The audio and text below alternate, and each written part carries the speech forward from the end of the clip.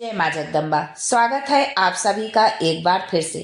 जगत जननी आप व आपके परिवार पर अपनी कृपा दृष्टि सदा सर्वदा बनाए रखें।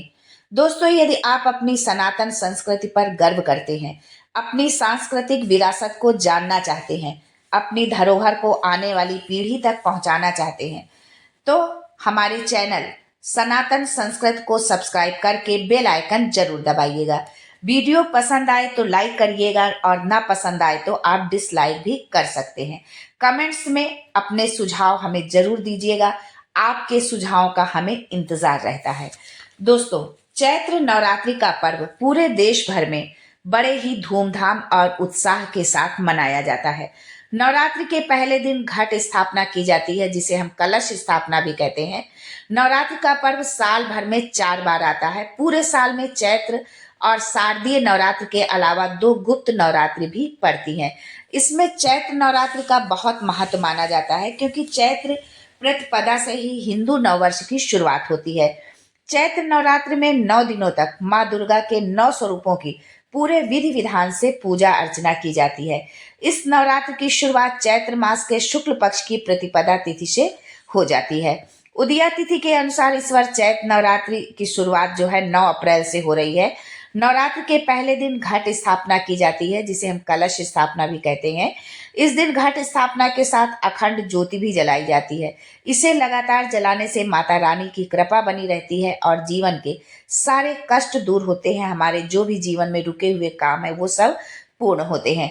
कुछ बातों को चैत्र नवरात्र में ध्यान जरूर रखना चाहिए। तो आइए जानते हैं आज के इस वीडियो में उन बातों के बारे में कि वो कौन सी बातें हैं जिनका हमें ध्यान रखना है। लेकिन उससे पहले आपसे रिक्वेस्ट करती हूँ कि वीडियो को लाइक करिएगा, दोस्तों को शेयर कर दीजिएगा, और अगर आपने अभी तक चैनल को सब्सक्राइब नहीं किया है तो चैनल को सब्सक्राइब करके बेल आइकन जरूर दबाइएगा। दोस्तों, चैत्र नवरात्र में माँ दुर्गा को प्रसन्न करने के लिए भक्त व्रत करते हैं, पूरी श्रद्धा के साथ उनकी पूजा अर्चना करते हैं, तरह तरह से माँ को प्रसन्न करने की कोशिश करते हैं। इन दिनों कुछ नियमों का पालन करना भी बहुत जरूरी होता है। नवरात्रि शुरू होने से पहले पूरे घर की साफ सफाई आप अच्छे से कर लें।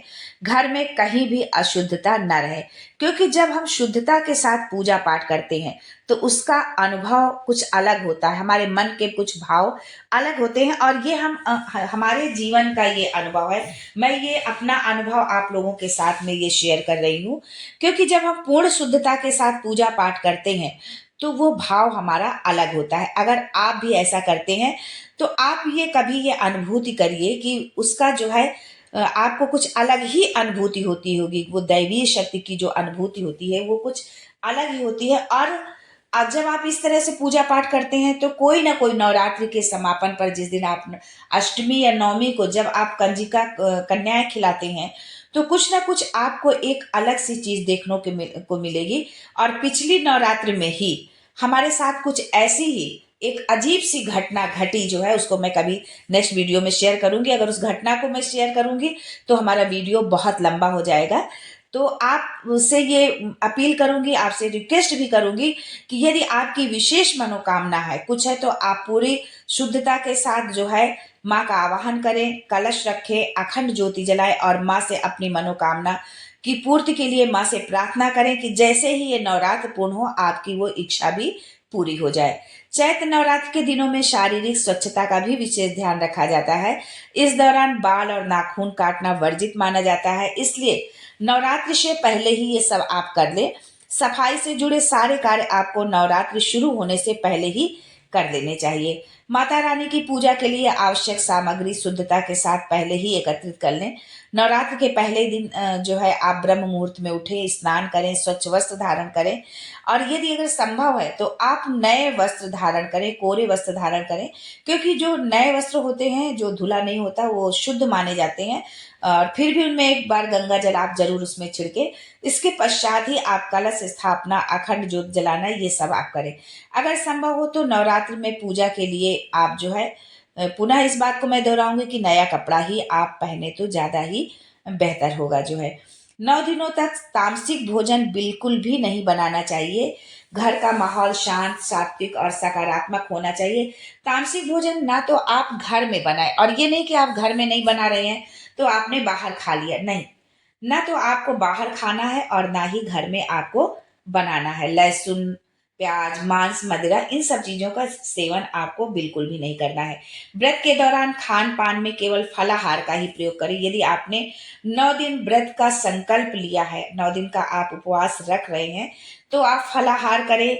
और यदि मान लो आपसे बिना नमक के नहीं रहा जाता है और कोई आपको प्रॉब्लम हो रही है, तो ऐसा भी कोई नहीं है, आप नमक खा सकते हैं। शाम के समय एक टाइम आप नमक खा लें, और जैसा आपका शरीर आपका जैसा साथ दे आप वैसा करें, लेकिन फलाहार ही करें।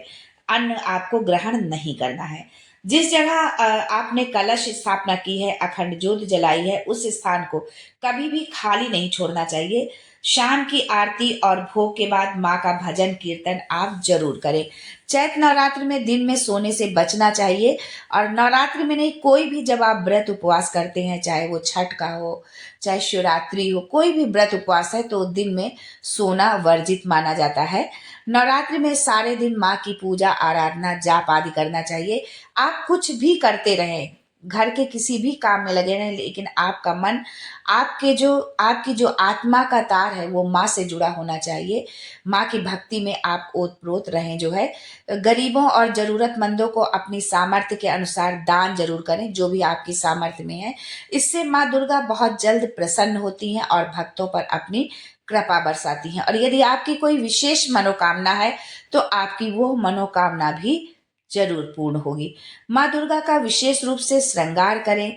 मतलब रोज डेली तो हम उनको नहलाते हैं, अगर घर में हमारे माँ की फोटो है या माता रानी का विग्रह है, तो हम स्नान कराते हैं, सिंदूर लगाते हैं, पुष्प चढ़ाते हैं, कपड़े बदलते हैं, सब कुछ करते हैं। लेकिन विशेष रूप से जब कोई, जैसे कि जब कहीं हम पार्टी फंक्शन में जाते हैं, कोई शादी ब्याह होता है, तो हम रोज, तो ये तो नहीं कि रोज हम नहाते नहीं, कि कपड़े नहीं पहनते, रोज करते। लेकिन जब कोई विशेष अवसर होता है, तो उसमें हम विशेष रूप से तैयार होते हैं। उसी तरह से ये 9 दिन माँ का विशेष है, जो है माँ के लिए विशेष है। इसलिए इन 9 दिनों में माँ का विशेष आप श्रृंगार करें, और सुहाग से जुड़ी सारी सामग्री आप माँ को अर्पित करें। अष्टमी या नवमी को कन्या पूजन जरूर करें, हवन करें, और हवन के बाद कन्या पूजन जरूर करें। जो है, कन्या पूजन में कन्याओं को उपहार आप जरूर दें, जो, क्योंकि जब कन्याएं खुश होती हैं, प्रसन्न होती हैं, तो वो उनकी प्रसन्नता से हमें जो है माँ का आशीर्वाद हमको मिलता है। इसलिए कन्या को उपहार आप जो है जरूर दें। नवरात्रि के 9 दिनों तक ब्रह्मचर्य का पालन करें। यदि आप पति पत्नी दोनों लोग उपवास रख रहे हैं, तो दोनों ब्रह्मचर्य का पालन करें। यदि मान लो दोनों में से किसी एक ने ही उपवास रखा हुआ है, तब पर भी, उस स्थिति में भी जो है आप ब्रह्मचर्य का पालन जरूर करें। जो है, आज के लिए बस इतना ही। दोस्तों, मिलते हैं अगले वीडियो में नवरात्रि से जुड़ी एक नई जानकारी के साथ। तब तक के लिए जय माता दी and thanks for watching my video.